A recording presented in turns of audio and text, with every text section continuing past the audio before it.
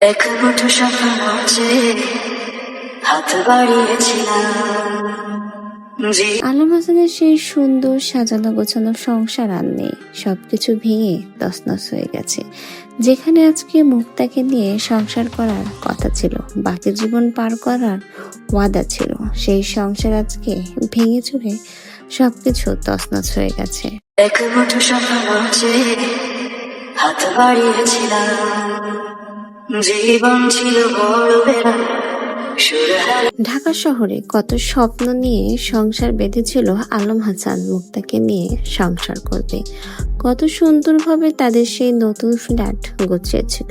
কিন্তু আফসোস, মুক্তাকে নিয়ে আর সংসার তার করা হলো না। এখন সেই সাজানো গোছানো সংসার ভেঙে সবকিছু নিয়ে এখন গ্রামে পাড়ি জমাচ্ছে। আর সে ঢাকার শহরে থাকবে না। যেখানে মুক্তা নেই সেখানে মুক্তার স্মৃতি বা আঁকড়ে ধরে বেঁচে থাকার কোনো প্রশ্নই হয় না। তাই তো আলম হাসান তার ঢাকার ফ্ল্যাটের সকল জিনিসপত্র নিয়ে এবার গ্রামে যাচ্ছে। হয়তো বা আর কখনোই সে ঢাকায় আসবে না, কারণ মুক্তার অনেক স্মৃতি রয়েছে এখানে জড়ানো। মুক্তাকে নিয়ে আলাদা সংসার করার জন্যই ঢাকা এসেছিল। ঢাকায় তাদের একটা ছোটখাটো সুন্দর সাজানো গোছানো ফ্ল্যাট ছিল, যাতে মুক্তার সকল মনের ইচ্ছাগুলো সে পূরণ করতে পারে। কিন্তু আফসোস, মাঝ পথে আলম হাসানের সেই সাজানো গোছানো সংসারটা ভেঙে গেল। এখন প্রশ্ন হলো, শুধু কি মুক্তার দোষেই আলম হাসানের সংসারটা ভেঙে গেল, না এখানে আলম হাসানেরও দোষ ছিল? একজনের দোষে কখনোই সংসার ভাঙে না, দুজনের দোষে শেষমেশ তাদের সংসারের আজকে ফাটল ঘটলো। ডিভোর্স হয়ে গেল আলম এবং মুক্তা, 4টা বিয়ে করলো, একটা সংসারও আলম হাসান করতে পারলো না।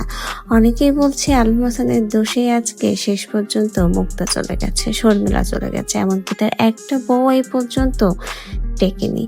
তো ভিউয়ার্স, আলম হাসান কিন্তু তার সেই সাজানো গোছানো ঢাকার ফ্ল্যাট থেকে সকল জিনিস নিয়ে গ্রামে চলে যাচ্ছে, যেখানে মুক্তার স্মৃতিগুলো রয়েছে, যেখানে সে মুক্তাকে নিয়ে স্বপ্ন বেঁধেছিল সুন্দর সংসার করার।